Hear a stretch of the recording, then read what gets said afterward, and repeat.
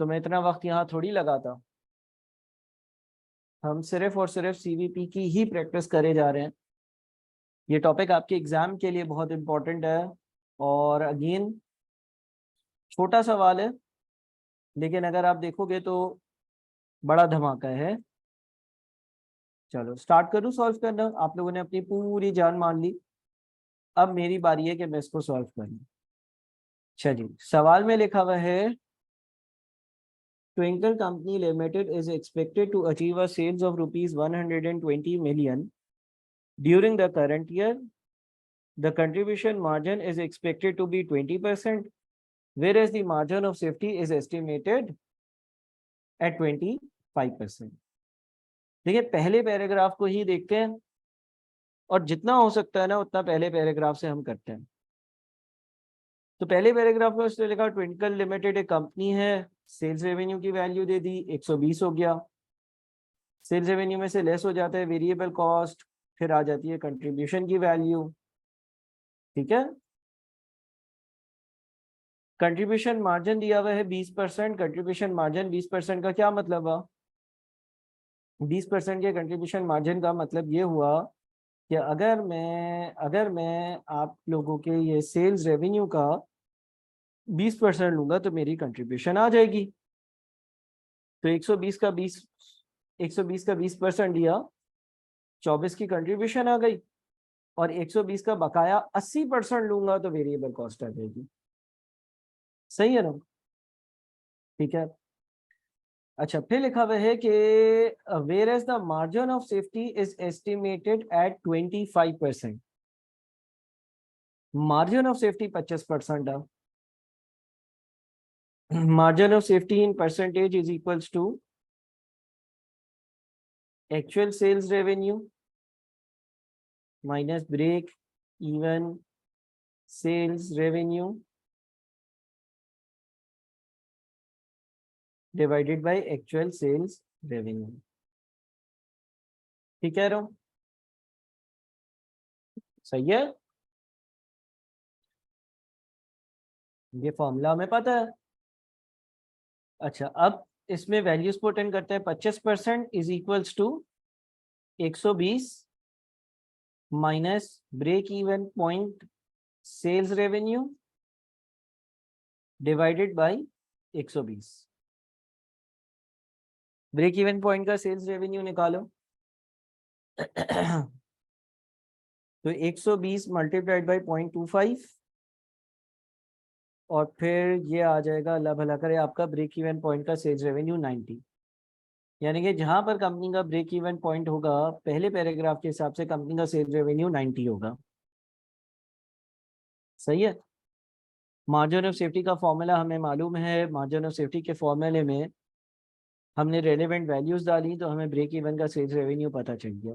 ये तो एक्चुअल है ना, ये तो एक्चुअल है। एक्चुअल का मतलब अभी जो हुआ, एक्चुअल का मतलब अभी जो हुआ,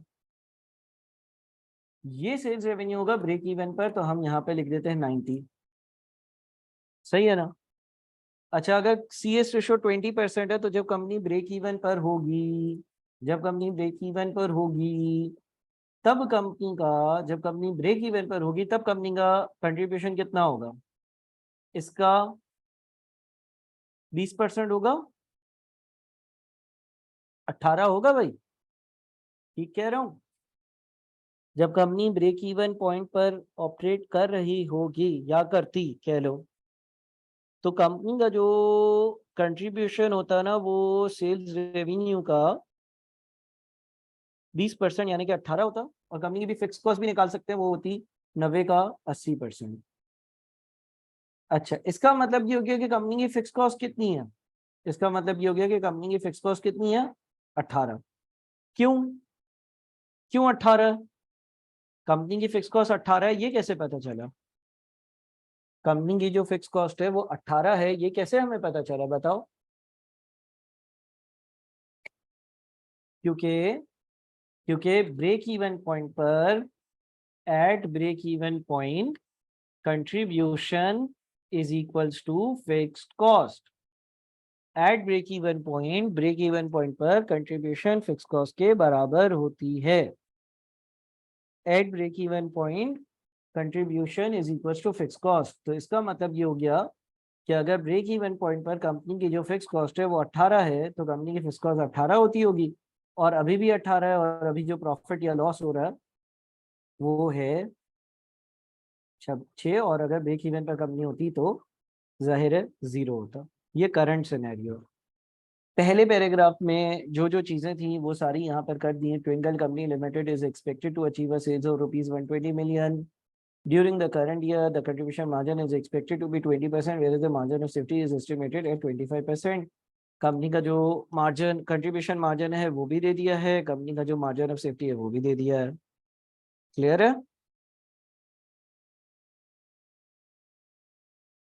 ये कंपनी की करंट पोजीशन करंट वैल्यू से आ गई, पहले पैराग्राफ से सारी चीजें आ गई। पहले पैराग्राफ यूज किया और सब प्लॉट कर दिया।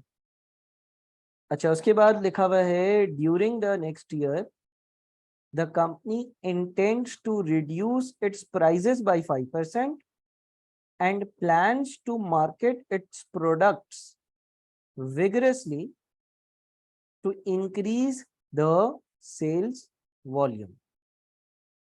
अगले साल कंपनी दो काम करेगी। एक तो कंपनी अपनी जो सेलिंग प्राइस है ना वो 5% कम कर देगी। कंपनी अपनी सेलिंग प्राइस 5% कम कर देगी, और कंपनी जब सेलिंग प्राइस कम करेगी तो इस प्रोडक्ट के ज्यादा यूनिट्स बिकना शुरू हो जाएंगे। ठीक है, कंपनी जो है वो अपनी सेलिंग प्राइस को 5% से कम कर देगी, और जब कंपनी 5% से सेलिंग प्राइस को कम करेगी तो जो भी कंपनी का जो यूनिट्स है वो ज्यादा बिकना शुरू हो जाएंगे। सही है। आखिरी में बोलता है salaries constitute 40% of the total fix cost and according to the union agreement an increment of 20% is to be given to all staff. Other fixed costs are likely to remain constant. जो fix cost में changes है वो आपको बता दीजिए कि भाई fix cost इस तरह से चेंज होगी कि फिक्स कॉस्ट में दो कंपोनेंट्स हैं, और उन कंपोनेंट्स के हिसाब से हमें जो चेंजेस करने हैं वो चेंजेस हमें बताए हुए हैं। फिर requirement computing percentage of increase in sales volume that the company should achieve so as to maintain a margin of safety of 25%। पहले तो हम एक काम करते हैं ना, हम ये देख लेते हैं कि न्यू फिक्स कॉस्ट जो है ना वो कितनी होगी। देखिए हमारे पास जो पुरानी फिक्स कॉस्ट आ रही है ना, old fixed cost, old fix cost जो है उसमें क्या क्या है। ओल्ड फिक्स कॉस्ट में वो बोलता है कि दो कंपोनेंट्स है, सैलरी और अदर्स, है ना। ओल्ड फिक्स कॉस्ट में क्या बोलता है, salary constitutes 40% of the total fix cost. Total fix cost हमारी आ रही थी कितनी, टोटल फिक्स कॉस्ट आ रही थी 18। उसने बोला 18 का जो 40% होगा ना वो होगी आपकी salary. Salaries constitute 40% of the total fix cost. पूरी की पूरी मुकम्मल फिक्स कॉस्ट का 40% सैलरी है। And according to the union agreement, an increment of 20% is to be given to all staff. तो इसका मतलब 18 का 40% जो है, 18 का 40% सैलरी है, और 18 का बाकी 60% दूसरी चीजें हैं। इस तरह से ये टोटल 18 बन रहा। ठीक है, 18 के दो हिस्से, 18 का 40% सैलरी है और 18 का 60% दूसरे खर्चे हैं, और इस तरह से ये टोटल 18 बन रहा। अब वो बोलते हैं कि ये जो सैलरी वाला कंपोनेंट है ये 20% से इंक्रीज होगा, तो हम न्यू फिक्स कॉस्ट देखते हैं। न्यू फिक्स कॉस्ट जब हम देखेंगे, न्यू फिक्स कॉस्ट हम देखेंगे तो ये सैलरी वाली जो वैल्यू है ना, इसको हमें 20% से बढ़ाना है, तो इसको 1.2 से मल्टीप्लाई करते हैं, और ऊपर वाली वैल्यू में कोई इजाफा है। हाँ भाई, जो सैलरी वाली वैल्यू है उसको 20% से इंक्रीज करना है, तो मैंने उसको 20% से इंक्रीज करने के लिए 1.2 से मल्टीप्लाई किया, ये एज इट इज कॉपी कर दिया और इन दोनों को ऐड कर दिया। क्लियर हुई कोई कुछ बात? ठीक है, अब मुझे बता दें यहाँ तक कोई मसला है तो हम डिस्कस कर लें। मैंने आप लोगों के सामने जो फिक्स कॉस्ट है ना उसकी वर्किंग कर कर दे दी कि भाई पिछली फिक्स कॉस्ट जो है उसमें क्या क्या था और नई जो फिक्स कॉस्ट है उसमें क्या क्या है। मेनली हमें ये पता चल गया कि भाई जो सैलरी का अमाउंट है वो इंक्रीज होना है 20% से, और बाकी चीज़ें ऐसे ही कॉपी पेस्ट होनी है। तो इसके बाद ये आपके पास एडिशन 19.44 आ जाता है। ठीक हो गया।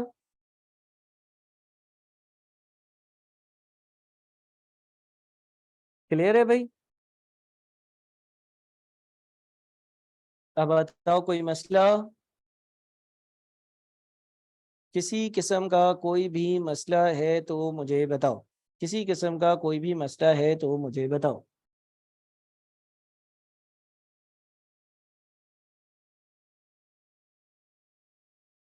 यहाँ तक कर लिया था, सही है। अच्छा, अब क्या हो रहा है?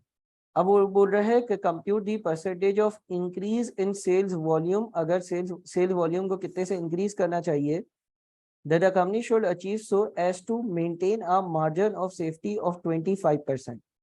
अगर कंपनी को 25% का मार्जिन ऑफ सेफ्टी चाहिए, अगर कंपनी ये चाहती है कि उसका जो मार्जिन ऑफ सेफ्टी हो ना वो 25% हो, यानी कि अभी जितना मार्जिन ऑफ सेफ्टी था उतना ही मार्जिन ऑफ सेफ्टी है, करेक्ट? तो वो ये पूछना चाह रहा है कि भाई जो कंपनी है उसका सेल्स रेवेन्यू कितना होना चाहिए। अच्छा, कितने लोगों ने यहाँ तक जो वर्किंग करी है वो वैसे ही ऐसी ही करी है जैसे मैंने करी है, यानी कि उनके और मेरी वर्किंग में कोई भी डिफरेंस नहीं है? कितने लोग ऐसे हो कि जिनको यहाँ तक बात सारी समझ में आ गई? आराम से कॉपी करें, कोई हमें जल्दी नहीं है, कर लो आप, आराम से कॉपी कर लो इसको।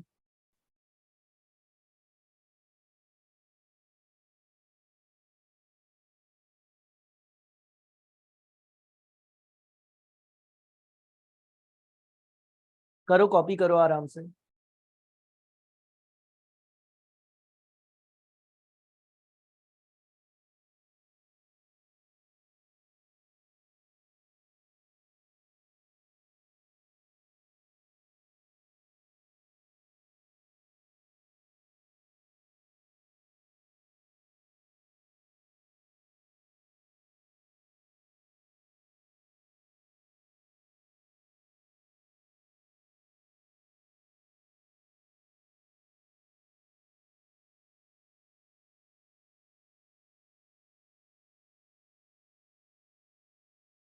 अच्छा, अब अगर मुझे मार्जिन ऑफ सेफ्टी 25% चाहिए, मैं यहाँ पे पीएनएल बनाता हूँ, सेल्स रेवेन्यू, ठीक है, variable cost, contribution, fix cost और प्रॉफिट। अच्छा देखो, मार्जिन ऑफ सेफ्टी की जो परसेंटेज दी हुई थी 25%, आपको याद होगा कि एक पिछले सवाल में जो है ना हमने इससे एक फॉर्मूला बना लिया था, यानी कि अगर मैं इसको रीशफल करूं, इसको अगर मैं रीशफल करूं और ब्रेक इवन सेल्स रेवेन्यू को मैं जो है वो सब्जेक्ट बना लूं, तो हमने, बल्कि एक काम करते हैं, चलो देखो ये हमारे पास ऊपर पीएनएल बना हुआ है ना, मार्जिन ऑफ सेफ्टी की परसेंटेज ऐसे कैलकुलेट होती है। हाँ भाई बताओ, क्या ऐसे कैलकुलेट होती है? ठीक है, यानी कि यहाँ पर हमारे एक्चुअल सेल्स रेवेन्यू 120 था, ब्रेक इवन 90 था, और फिर उसको एक्चुअल से डिवाइड किया और फिर हमने 100 से मल्टीप्लाई किया तो हमें 25% मिला। मार्जिन ऑफ सेफ्टी की परसेंटेज की अगर मैं बात करूं तो मार्जिन ऑफ सेफ्टी की परसेंटेज क्या किसी और तरह से कैलकुलेट करी जा सकती है?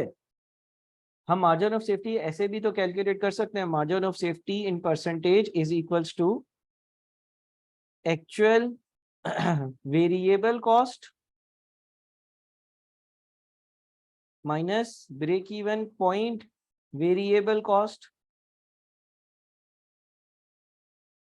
Divided by actual variable cost. Provided के वेरिएबल कॉस्ट में किसी किस्म का कोई चेंज ना हो, हम मार्जिन ऑफ सेफ्टी ऐसे भी कैलकुलेट कर सकते हैं, क्योंकि देखो जितने फीसद इसमें चेंज आता है उतने ही फीसद इसमें चेंज आता है, उतने ही फीसद इसमें भी चेंज आता है। आप कैलकुलेट करके देखो, देखो आपके पास जो आपकी एक्चुअल वेरिएबल कॉस्ट है वो 96 है।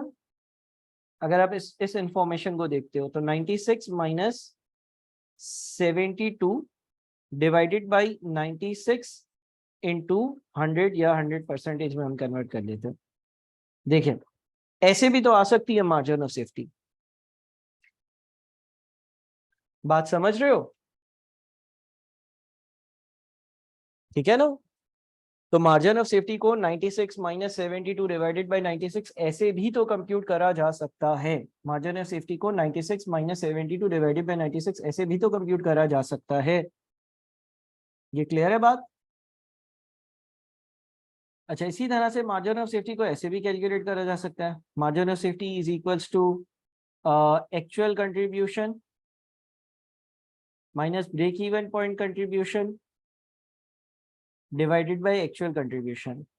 मैं डिटेल में सवाल सॉल्व कर रहा होता हूँ ना, तो जो जो चीजें मेरे दिमाग में आती हैं सारी आपको बताता रहता हूँ। मिसाल के तौर पर 24 माइनस 18 डिवाइडेड बाय 24, इससे भी ऐसा ही होगा। हो रहा है सही, सेम चीज हो रही है। बात समझ में आ रही है? तो अब देखो, अब हुआ क्या है। अब एक तो ये मैंने पीएनएल का स्ट्रक्चर बनाया, ठीक है ना। पीएनएल का स्ट्रक्चर बना लिया और मुझे ये पता है कि मेरी नई वाली फिक्स कॉस्ट जो है ना, मेरी नई वाली जो फिक्स कॉस्ट है ना, वो 19.44 होगी। मेरी नई वाली जो फिक्स कॉस्ट है वो 19.44 होगी। एग्रीड? ये तो हमें पता है, ठीक है जी। बताओ भाई, इसमें कोई मसला?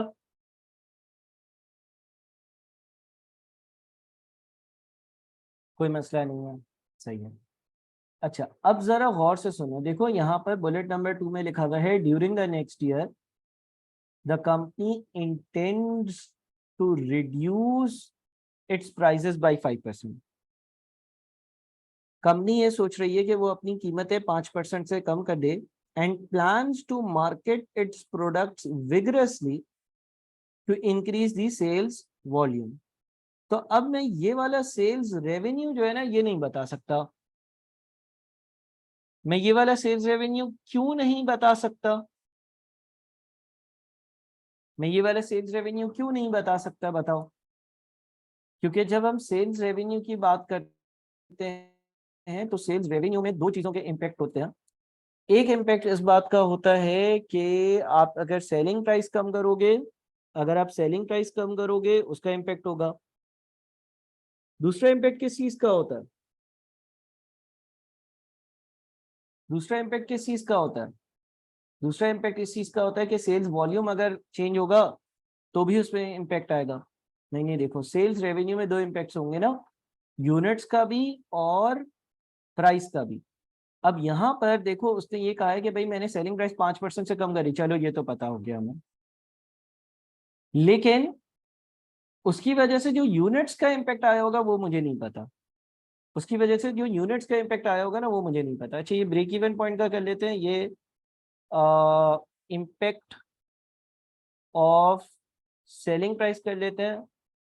ये impact of selling price and units कर लेते हैं। ठीक है, मैं कुछ एक्स्ट्रा वर्किंग्स कर रहा होता हूँ, मैं कुछ एक्स्ट्रा वर्किंग्स कर रहा होता हूँ। आप जरा इसको समझा करें ताकि ये आपके आगे वाले सवालों में हेल्प करे। अच्छा, मैं यहाँ पर एक स्ट्रक्चर बनाता हूँ, selling price, variable cost, contribution per unit. देखिए, करंटली करंटली सुनिएगा जरा गौर से सुने। करंटली करंटली मेरा सी एस रेशियो 20% है। करंटली मेरा सी एस रेशियो 20% है। करंटली अगर मैं 120 मिलियन की सेल्स करता हूं तो 120 मिलियन की सेल्स में से 20% मेरा कंट्रीब्यूशन मार्जिन होता है और बाकी 80% मेरी वेरिएबल कॉस्ट होती है। ऐसा ही है ना, ये करंट है। और करंट सी एस रेशियो कैसे आएगा या वी एस रेशियो कैसे आएगा, ये भी लिख देते हैं। करंट सी एस रेशियो ऐसे आ जाएगा 24 divided by 120। V S ratio आ जाएगा 96 डिवाइडेड बाई 120। ये करंट हालात हैं, ये अभी के हालात हैं, ठीक है। ये करंट हालात हैं, करंट। अच्छा, मुझे एक बात बताओ, अगर जो बीच वाला पैराग्राफ है इसमें लिखा हुआ होता during the next year the company intends to reduce its prices by 5%, बस ये आगे वाली बात नहीं लिखी हुई होती है। And plans to market its products vigorously to increase the sales volume, ये आगे वाली बात नहीं लिखी हुई होती। सिर्फ सिर्फ सिर्फ सिर्फ सिर्फ ये लिखा हुआ होता कंपनी के यूनिट्स पर कोई चेंज नहीं आया, लिखा हुआ होता कंपनी के यूनिट्स पर कोई चेंज नहीं आया, सिर्फ और सिर्फ कंपनी ने अपनी सेलिंग प्राइस 5% से कम करी है। अगर ये लिखा हुआ होता तो मेरा नया वाला जो सेल्स रेवेन्यू होता वो कितना होता? अगर सिर्फ और सिर्फ यूनिट्स का चेंज, अगर सिर्फ और सिर्फ प्राइस का चेंज होता, अगर सिर्फ और सिर्फ प्राइस का चेंज होता, तो मेरा नया वाला सेल्स रेवेन्यू जो है ना वो 120 का 95% होता, है ना। अगर सिर्फ और सिर्फ सेलिंग प्राइस में कम कर रहा होता तो मेरा रेवेन्यू जो है वो 5% से कम होता है। ऐसा हमने पिछली क्लासेस में भी डिस्कस किया है, क्योंकि जब सेलिंग प्राइस 5% से कम होगी तो उसका रेवेन्यू पर डायरेक्ट इम्पैक्ट होता है। तो मेरा रेवेन्यू जो है 114 होता। यह है impact of reduction in selling price. लेकिन इस सवाल में ऐसा हुआ नहीं है। हाँ, इस सवाल में क्या हुआ है? इस सवाल में आपकी सेलिंग प्राइस भी कम हुई है और उस सेलिंग प्राइस के कम होने की वजह से आपका वॉल्यूम भी इंक्रीज हुआ है। तो दो चीजों का इम्पैक्ट बना है। बट मैं सिर्फ ये देख रहा हूं कि अगर मेरी सेलिंग प्राइस कम हुई होती, अगर सिर्फ और सिर्फ मेरी सेलिंग प्राइस कम हुई होती तो क्या हालात होते। क्लियर है ये?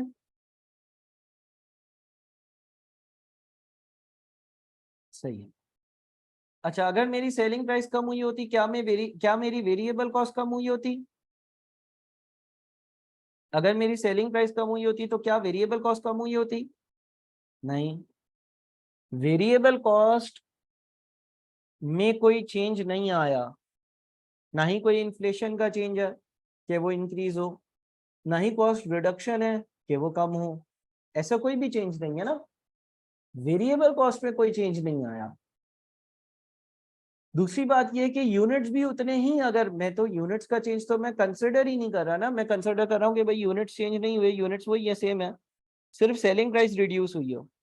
ओ सॉरी, हाँ, सेलिंग प्राइस रिड्यूस हुई हो, सेलिंग प्राइस रिड्यूस होगी, वेरिएबल कॉस्ट वही रहेगी। कंट्रीब्यूशन कितना आना चाहिए? 18। सीएस रेशो कितना आना चाहिए? 18 डिवाइडेड बाई 114।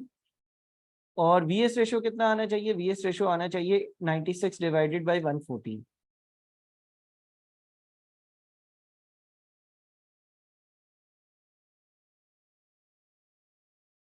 यहां तक क्लियर है? बताएं, यहां तक जरा सोचें, समझें, देखें, क्लियर है? आराम से यहां तक आप कॉपी करो, आराम से यहां तक आप कॉपी करो। देखिए, अगर मैं यूनिट्स के चेंज को अभी थोड़े टाइम के लिए इग्नोर कर दूं तो मेरा सीएस रेशो 16% बनता। सही है? अच्छा, मुझे एक बात बताओ, 16.11, चलो हाँ सही है, इसको 15.79 बन रहा है यार, चेक करो जरा। 15.79 बन रहा होगा, देखो।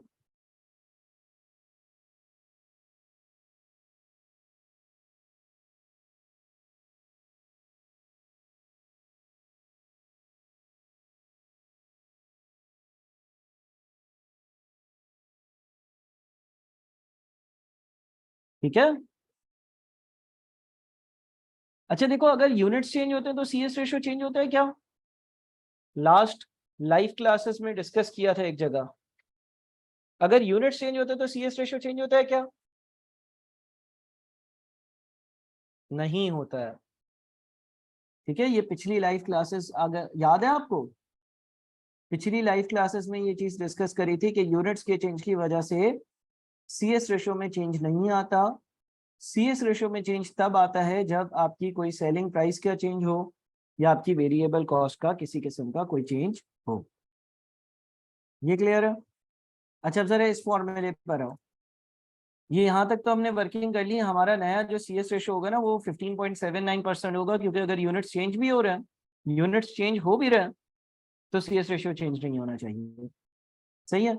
अच्छा, अब जरा इस फॉर्मूले पर आओ। Margin of safety is equals to actual contribution minus break even point contribution divided by actual contribution. और इधर आओ, ब्रेक इवन पॉइंट पर फिक्स कॉस्ट 19.44 होगी और कंट्रीब्यूशन भी 19.44 होगी।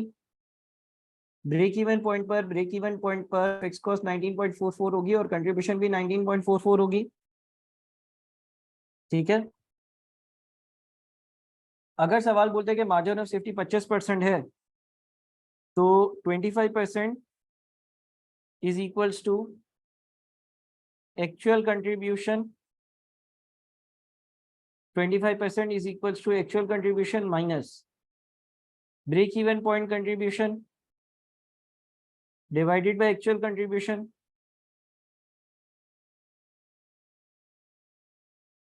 एक्चुअल कंट्रीब्यूशन की जगह x लिखें अगर तो 25% is equals to x minus break even point contribution divided by x उल्टे हाथ पर आकर मल्टीप्लाई होगा तो 0.25x is equals to x minus 19.44। 19.44 उल्टे हाथ पर चला जाए तो 1 माइनस 0.25 0.75 बनता है, तो 19.44 डिवाइडेड बाई 0.75। x की वैल्यू आती है 25.92। बताओ भाई ये वर्किंग समझ में आई? ये क्या किया मैंने, ये वाला फॉर्मूला यूज किया। ठीक है, देखो जरा आराम से देखो इसको और मुझे बताओ। अरे क्या कर दिया ये मैंने, हाँ चलो इस वर्किंग को आराम से देखकर मुझे बताओ।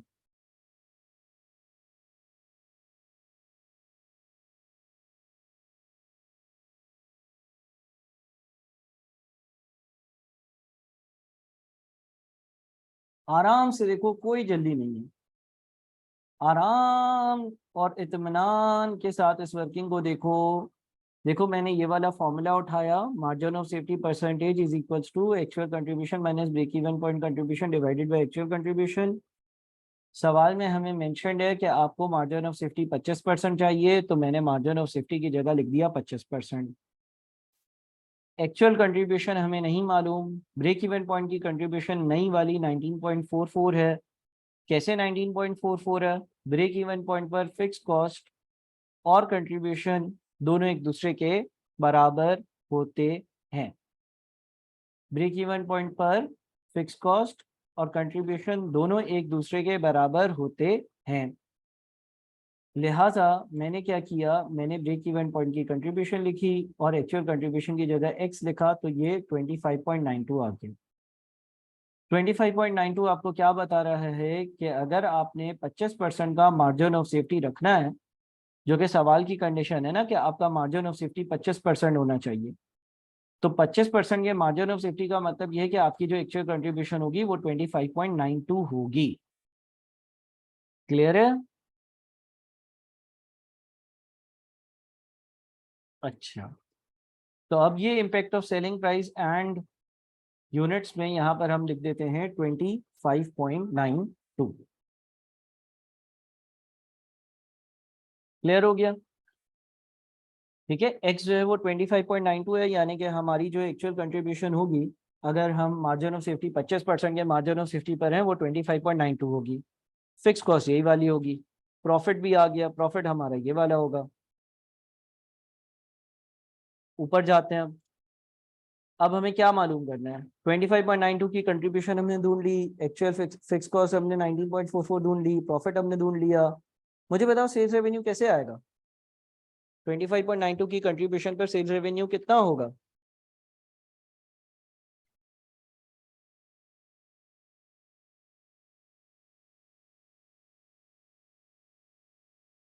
बताओ भाई। हम ये वाला फॉर्मूला अप्लाई कर सकते हैं ना, contribution is equals to C S ratio multiplied by sales revenue, यानी कि sales revenue is equals to contribution divided by C S ratio, है ना? तो हम अगर अपने एक्चुअल सेल्स रेवेन्यू पर आते हैं तो ये वाली value divided by C S ratio 164.16, ये हमारी सेल्स रेवेन्यू की वैल्यू होगी। अभी भी हमारा सवाल सॉल्व नहीं हुआ, अभी भी हमारा सवाल सॉल्व नहीं हुआ। अभी तो हमने ये ढूंढा है कि अगर फला फला फला फला कंडीशंस हो, अगर 25% का मार्जिन ऑफ सेफ्टी हो, अगर फिक्स कॉस्ट में फला फला चेंजेस हो तो, और ये इस तरह की चेंजेस हो सेलिंग प्राइस में या CS रेशो में चेंजेस हो, तो हमारी सेल्स रेवेन्यू की वैल्यू कितनी होगी? अगर मार्जिन ऑफ सेफ्टी 25% हो तो कंट्रीब्यूशन 25.92 होगी। फिक्स कॉस्ट तो जो ब्रेक इवन पॉइंट पर होती है वही रहती है। और अगर आपका जो CS रेशो है वो 15.7% होगा तो आपके सेल्स रेवेन्यू की वैल्यू जो है वो 164.16 होगी। देखो 164.16 की वैल्यू निकालने के लिए मैंने कंट्रीब्यूशन को CS रेशो से डिवाइड करा है। कंट्रीब्यूशन मुझे पता है, मुझे CS रेशो पता है, और मैंने ये वाला फॉर्मूला यूज किया। हमें पता है contribution is equal to CS ratio into sales revenue, तो उस हिसाब से sales revenue is equal to contribution divided by CS ratio. Clear है?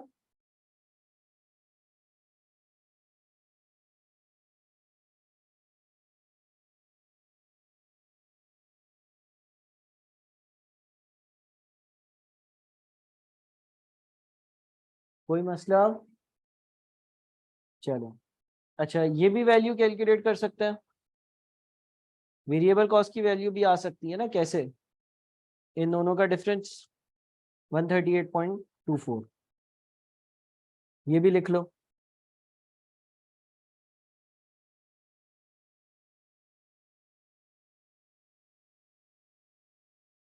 अच्छा सवाल है ये भी। ऐसे लग रहा है आसान है, आसान नहीं है, आपको देखना पड़ेगा दोबारा।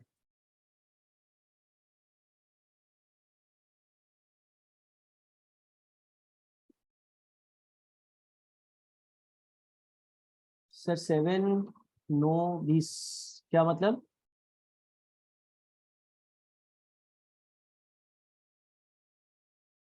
7 नंबर? क्या 7 नंबर? हाँ 7 नंबर ना, हाँ तो क्या हो गया बेटा, अब PRC खत्म ना। आ गई भाई ये वाली वैल्यू?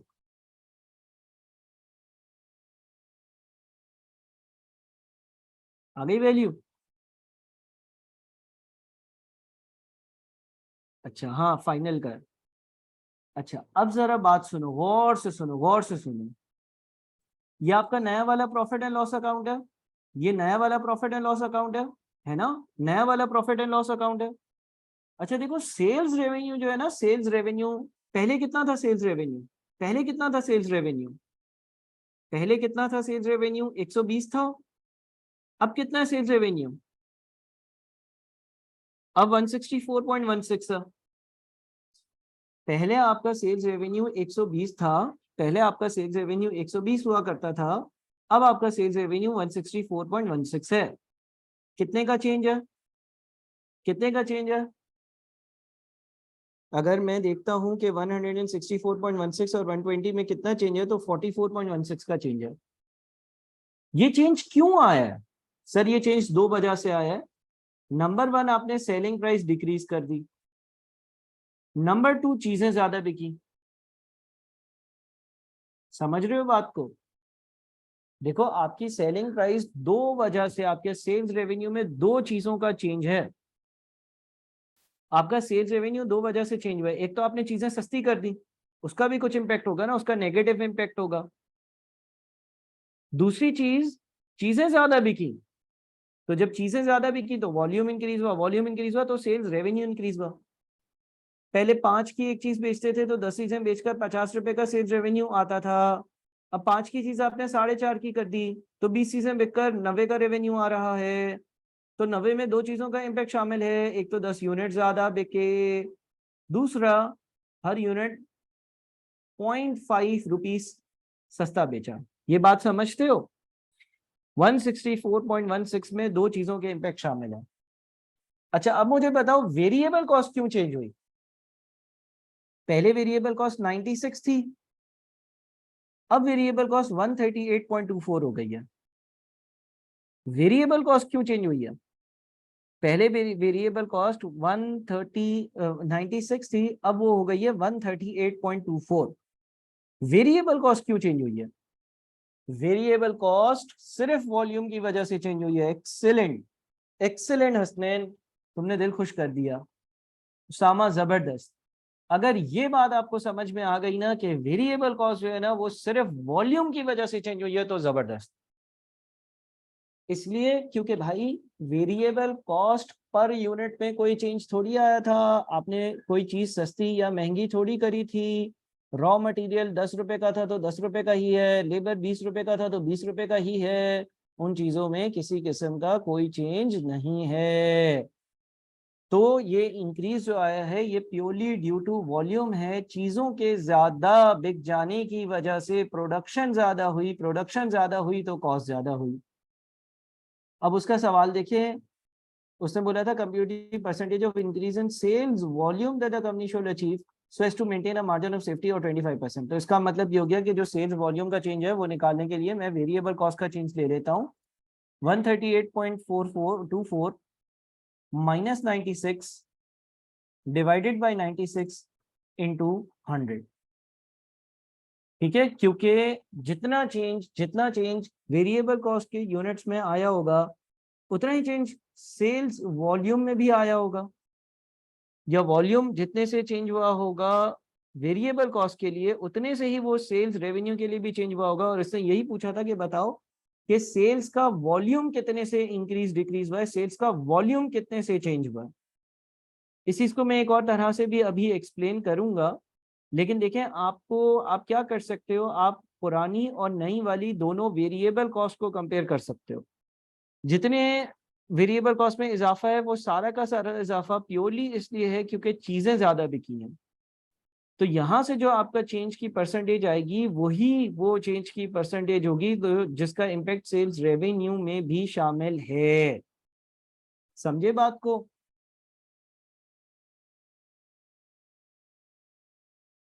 क्लियर हो गया? ठीक है, देखें ये सवाल भी आपने, अगेन मैं कह रहा हूं दोबारा देखना होगा। तो बेटा पहला तरीका तो ये आपका फाइनल आंसर है 44%। सर सेल्स रेवेन्यू से करके दिखाओ, सेल्स रेवेन्यू से करके दिखाते हैं। आप सुनिएगा जरा गौर से, सुनिएगा जरा गौर से। देखें आप सेल्स रेवेन्यू से अगर आप करते हो ना, अगर आप सेल्स रेवेन्यू से करते हो तो आप यहाँ पर एक पहले तो एग्जाम्पल, एग्जाम्पल का तो चलो टाइम नहीं है लेकिन जल्दी से कर देते हैं। देखिए एक जगह पर हम लिखते हैं सेलिंग प्राइस, एक जगह पर हम ये लिखते हैं यूनिट्स। जल्दी जल्दी मुझे फॉलो करिएगा, यस यस यस यस इस तरह से चैट में लिखिएगा। 5 मिनट में मुझे पूरी बात समझानी है, कॉपी बाद में कर लीजिएगा, बस यस कॉपी पेस्ट कर लें। सेलिंग प्राइस है 50, 10 चीजें बेच रहे हो तो सेल्स रेवेन्यू कितना होगा सर? ये हो जाएगा 500। अगर मैं सेलिंग प्राइस को 5 रुपए कम कर दूं यानी कि 45 कर दूं, यानी कि या चलो मैं 10% कम कर दूं, मैं ये बोलता हूँ 10% कम कर दूं तो सेलिंग प्राइस रह जाएगी 90%। सेलिंग प्राइस 90% रह जाएगी, यूनिट्स में सेम रखता हूं तो सेल्स रेवेन्यू कितना हो जाएगा? तो सेल्स रेवेन्यू हो जाएगा 450। ये नया वाला सेल्स रेवेन्यू, ये नया वाला सेल्स रेवेन्यू ऐसे भी कैलकुलेट हो सकता था कि मैं पुराने सेल्स रेवेन्यू का 90% ले लूं, क्योंकि जब सेलिंग प्राइस 10% से कम हो जाती है तो पूरा का पूरा सेल्स रेवेन्यू भी 10% से ही कम होता है। ठीक है, दूसरी चीज, अगर सेलिंग प्राइस चेंज नहीं होती, यूनिट्स 10% से कम हो जाते, पहले 10 यूनिट्स थे अब 10 का 90% यानी कि 9 यूनिट्स होते, तो सेल्स रेवेन्यू हो जाता 50 इंटू 9 यानी कि 450। अगेन ये नया वाला सेल्स रेवेन्यू, ये नया वाला सेल्स रेवेन्यू, नया वाला सेल्स रेवेन्यू ऐसे भी कैलकुलेट हो सकता था कि मैं पुराने वाले यूनिट्स लूं, पुराने वाले यूनिट्स लूं और उन सॉरी पुराने वाले सेल्स रेवेन्यू को 90% ले लूं तो नया वाला सेल्स रेवेन्यू आ जाता।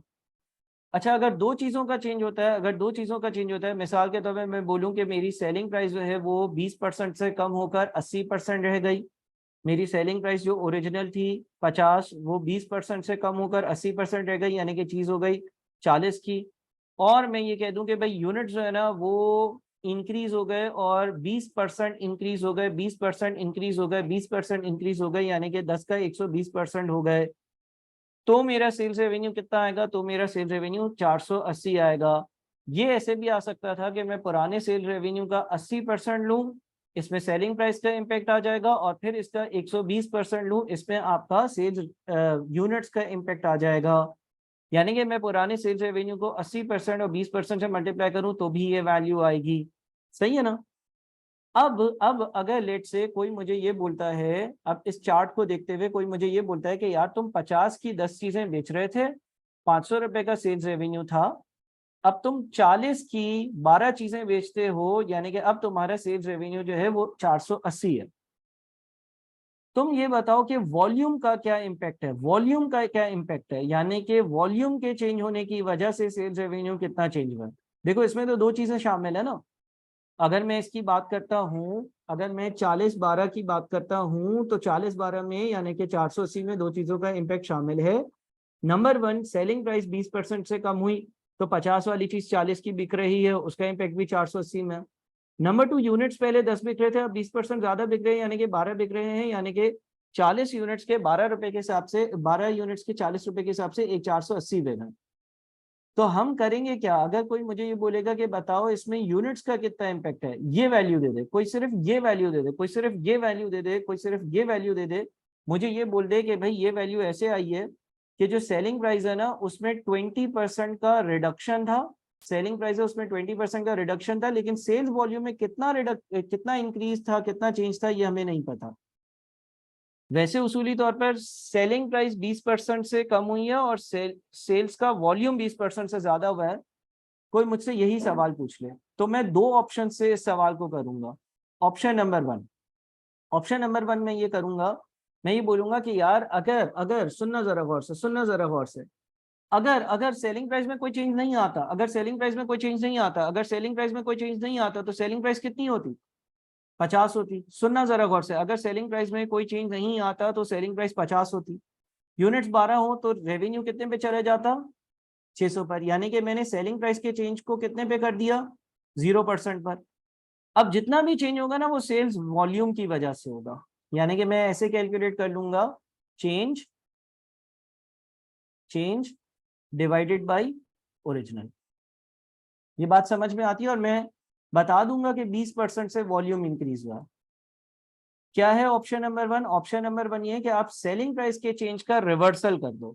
ऑप्शन नंबर वन ये है कि आप एज्यूम कर लो कि भाई सेलिंग प्राइस चेंज ही नहीं हुई है। अगर सेलिंग प्राइस चेंज ही नहीं हुई होती तो वो 50 ही होती, चीजें 12 होती, टोटल वैल्यू 600 होती, और अब जितना भी इम्पैक्ट आ रहा है वो वॉल्यूम के चेंज की वजह से ही आ रहा है। यानी कि आपके पास इसमें दो चीजों के इम्पैक्ट शामिल है ना, इसमें दो चीजों के इम्पैक्ट शामिल है, एक के इम्पैक्ट को हटा दो, एक के इम्पैक्ट को रिवर्स कर दो। सेलिंग प्राइस के इम्पैक्ट को ऐसा कर दो कि जैसे वो था ही नहीं, सेलिंग प्राइस के इम्पैक्ट को जब ऐसा कर दोगे कि जैसे वो था ही नहीं, तो फिर जितना भी चेंज आएगा वो वॉल्यूम की वजह से हो रहा होगा। अच्छा सर 600 पे क्या डायरेक्टली आ सकते हैं, हाँ। देखो ये 480 है, 480 तब आया जब 20% से मैंने 480 तब आया जब 20% जब मैंने सेलिंग प्राइस कम करी थी और कुछ वॉल्यूम इंक्रीज हुआ था। तो अब 480 को 80 से डिवाइड करो और 100 से मल्टीप्लाई कर दो, तो जो सेलिंग प्राइस के चेंज का इम्पैक्ट है, सेलिंग प्राइस के रिडक्शन का इम्पैक्ट है, सेलिंग प्राइस के रिडक्शन का इम्पैक्ट है वो रिवर्स हो जाएगा। सेलिंग प्राइस के रिडक्शन का जो इम्पैक्ट है वो रिवर्स हो जाएगा। 480 जो है उसमें दो चीजों के इम्पैक्ट शामिल है, सेलिंग प्राइस के 20% के कम होने का और यूनिट्स के 20% के इंक्रीज होने का। लेकिन अगर मैं 480 को 80 से डिवाइड कर 100 से मल्टीप्लाई करता हूं, यानी कि जो 20% रिडक्शन सेलिंग प्राइस की वजह से आई थी उसको रिवर्स कर देता हूं, ग्रॉस अप कर देता हूं, तो ये वही रेवेन्यू आ जाएगा कि जिसमें यूनिट्स का चेंज शामिल होगा लेकिन सेलिंग प्राइस का चेंज शामिल नहीं होगा। मैं इस तरह से कैलकुलेट कर लूंगा। क्लियर है। दूसरा option, option number two, option number two, option number two जरा सुनिएगा, सेम सवाल हो, कोई मुझे बोले कि रेवेन्यू 500 से 480 पर चला गया है, सेलिंग प्राइस में 20% का रिडक्शन था, बताओ वॉल्यूम कितने से इंक्रीज हुआ था, और मुझे यही वाली वैल्यूज दे दें, ठीक है ना, यही वाली वैल्यूज दे दें। तो अब मैं क्या करूंगा, एक और ऑप्शन ये है, एक और ऑप्शन ये है, सुनना जरा गौर से, एक और ऑप्शन ये है, मुझे ये वैल्यूज दी हुई है, मुझे ये वैल्यूज दी हुई है, ठीक है। मैं क्या करूं, इसमें दो चीजों के इम्पैक्ट शामिल है, हाँ या नहीं, इसमें दो चीजों का इम्पैक्ट शामिल है, क्या, सेलिंग प्राइस के 20% के रिडक्शन का और सेल्स वॉल्यूम के किसी एक परसेंटेज के इंक्रीज होने का। मेथड नंबर वन में, मेथड नंबर वन में मैंने नई वैल्यू को ऐसे एडजस्ट कर दिया कि जैसे सेलिंग प्राइस चेंज हुई नहीं होती। मेथड नंबर टू में मैं ये करूंगा कि व्हाट इफ के ये जो ओरिजिनल वैल्यू थी ना, इस ओरिजिनल वैल्यू की भी प्राइस 20% कम कर दूं।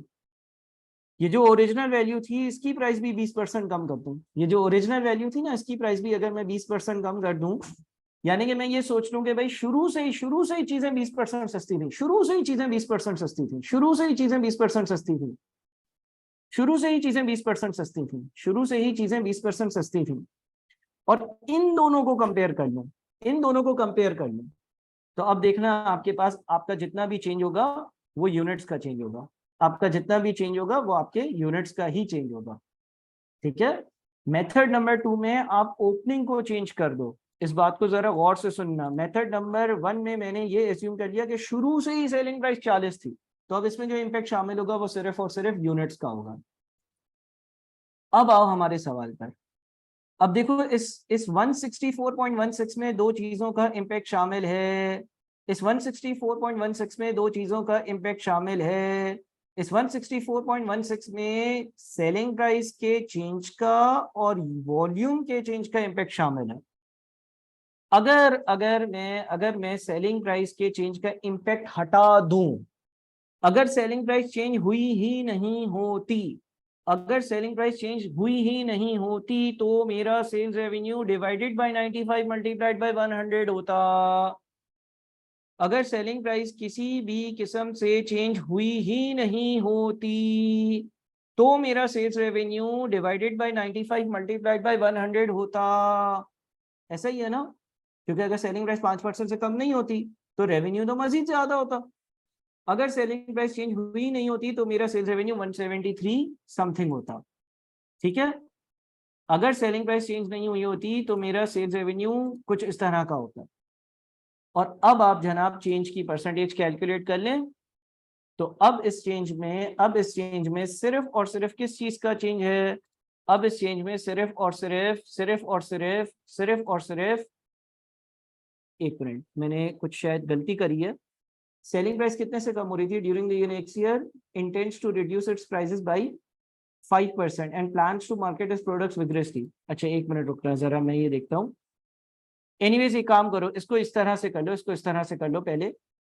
अगर अगर ये जो सेल्स रेवेन्यू है इसको 95% से रिड्यूस करो, 0.95 लो इसका।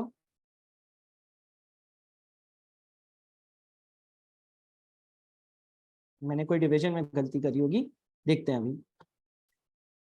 आप एज्यूम कर लो कि ओपनिंग जो सेलिंग प्राइस है ना वो शुरू से ही रिड्यूस्ड होती, ओपनिंग सेलिंग प्राइस शुरू से ही रिड्यूस्ड होती, ओपनिंग सेलिंग प्राइस शुरू से ही रिड्यूस होती। तो ओपनिंग सेलिंग प्राइस अगर शुरू से रिड्यूस्ड होती तो सेल्स रेवेन्यू 114 होता। ठीक है। अब देखें ये भी रिड्यूस्ड है, ये भी रिड्यूस्ड है, ये भी रिड्यूस्ड है, ये भी रिड्यूस्ड है। तो अब आप क्या कर लो, अब आप पहला तरीका तो ये वाला अप्लाई कर लो, चेंज डिवाइडेड बाय ओरिजिनल। कितना परसेंट आता है? 44। पहले इसको समझ लो। ठीक है। वो वाला मेथड भी हम करते हैं जो मैं अभी आप लोगों को बता रहा था, पहले आप इस चीज को समझ लो।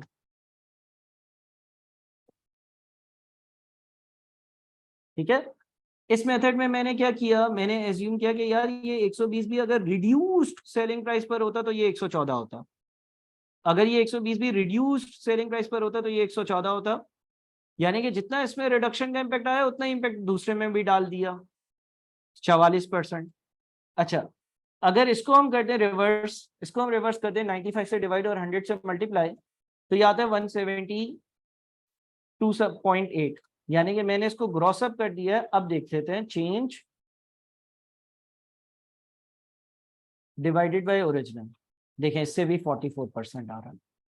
ये इनकी कुछ बातें मैंने थोड़ी सी तेजी से बताई हैं, आपने वीडियो पॉज कर कर कर देखना है, लेकिन बड़ी इंपॉर्टेंट बात है। तो इसका मतलब 164.16 में दो चीजों के इम्पैक्ट शामिल हैं। एक, क्या आपका वॉल्यूम 44% से इंक्रीज हुआ है, दूसरा क्या आपकी सेलिंग प्राइस 5% से कम हुई है। आप इसको ऐसे प्रूव भी कर सकते हो, आप इसको ऐसे प्रूव भी कर सकते हो। पिछला सेल्स रेवेन्यू 120 था, अगर वो 5% से कम हो तो 95% रह जाएगा, और फिर अगर वो 44% से इंक्रीज हो तो आप उसको 144% से मल्टीप्लाई करोगे। देखो जरा 120 multiplied by 95% multiplied by 144%, is equals to क्या बनता है?